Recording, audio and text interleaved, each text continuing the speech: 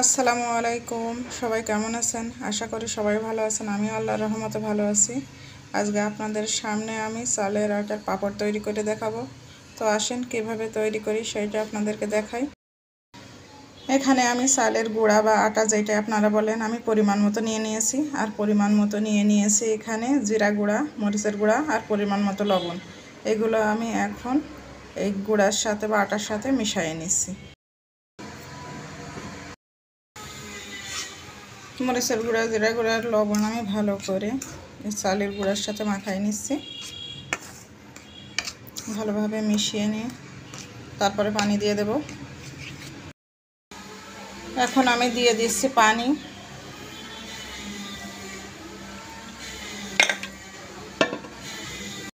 পানি ভালোভাবে মিশাই আমি একটা ব্যাটার তৈরি করে নিচ্ছি।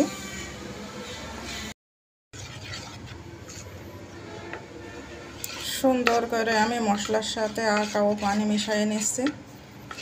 এমনভাবে মেশাতে হবে যেন আটাটা পাতলাও না হয় আবার ঘনও না হয়। এখানে আমার ব্যাটারটা একটু ঘন ঘন লাগছে, এই জন্য আমি আরেকটু পানি দিয়ে নিচ্ছি। ব্যাটারটা আমার তৈরি করা হয়ে গেছে, আপনাদেরকে দেখাইয়ে দিচ্ছি কেমন পাতলা বা ঘন হলো।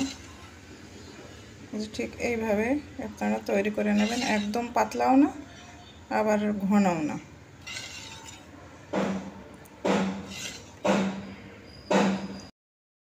আপনারা বাচ্চাদের জন্য পাঁপড় তৈরি করতে চাইলে শুধু লবণ দিয়েও তৈরি করতে পারেন।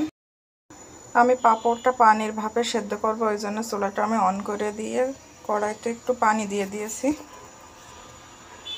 পানিতে আমি একটা স্ট্যান্ড বসিয়ে দিচ্ছি। পাঁপড় তৈরি করার জন্য আমি স্টিলের দুইটা ছোট পিস নিয়ে নিয়েছি, যাতে একটি পাঁপড় তৈরি করে নেওয়ার পরে আর একটা তৈরি করে নেওয়া যায়। এর মাঝে আমি একটু তেল লাগিয়ে নিচ্ছি। তেলটা লাগিয়ে নিলে পাঁপড়টা সহজে উঠে আসবে। এদিকে কড়াইয়ের পানিটা গরম হয়ে গেছে, আমি এখন পিরিসে বেটারটা দিয়ে পাঁপড় তৈরি করে নেব। বেটারটা আমি আরেকটু নাড়িয়ে নিচ্ছি, যেহেতু চালের গুঁড়া বা আটা দিয়ে তৈরি করছি দানাটা নিচে জমে যায়, এজন্য একটু মিশিয়ে নিচ্ছি। পরিমাণ মতন বেটার নিয়ে যে পাত্রে পাঁপড়টা তৈরি করবে পাত্রে দিয়ে নিচ্ছি।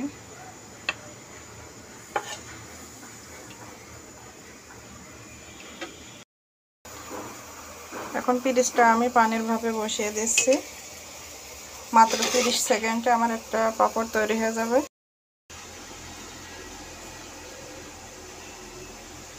পাঁপড়টা তৈরি হয়ে গেছে, এখন আমি নামিয়ে নিচ্ছি।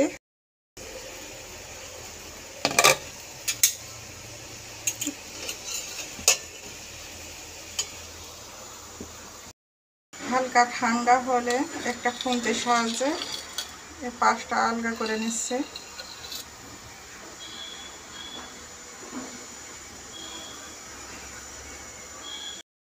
হাতের সাহায্যে পাঁপড়টা আমি উঠিয়ে নিচ্ছি। দেখুন কত সহজে উঠে আসছে। এভাবে আমি সবগুলো পাঁপড় তৈরি করে নিচ্ছি। আমি আর একটা পাঁপড় পানির ভাপে দিয়ে দিচ্ছি, ঢাকনা দিয়ে ঢেকে দিচ্ছি।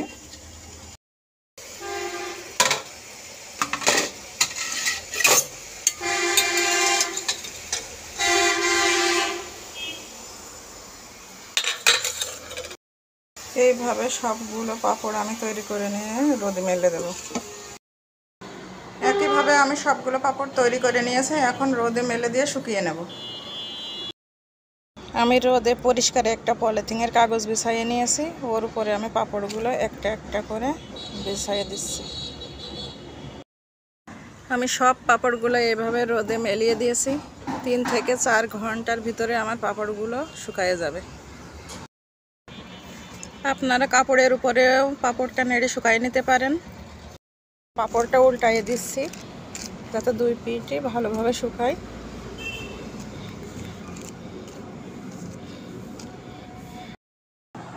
পাঁপড়গুলো শুকিয়ে গিয়েছে, এখন চলুন আপনাদের কিছুটা ভেজে দেখাই। পাঁপড়টা ভাজার জন্য আমি চুলোয় একটা কড়াই বসিয়ে কিছুটা তেল দিয়ে নিয়েছি। তেলটা গরম হয়ে গেছে, এখন আমি পাঁপড় ভেজে দেখাচ্ছি।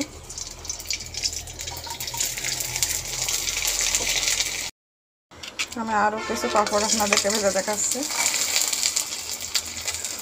দেখুন কি সুন্দর পারফেক্ট পাঁপড়গুলো হয়েছে। আপনারাও আমার এই টিপসটা ফলো করে নিজেরা বাসায় পাঁপড় তৈরি করে খেতে পারেন।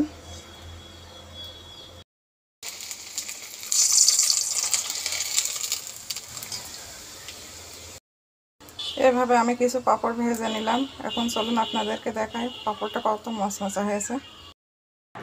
তো বন্ধুরা, তৈরি হয়ে গেল আমার চালের গুঁড়া দিয়ে তৈরি মুসমুসে পাঁপড়। এখন আপনাদেরকে একটা ভেঙে দেখাচ্ছি।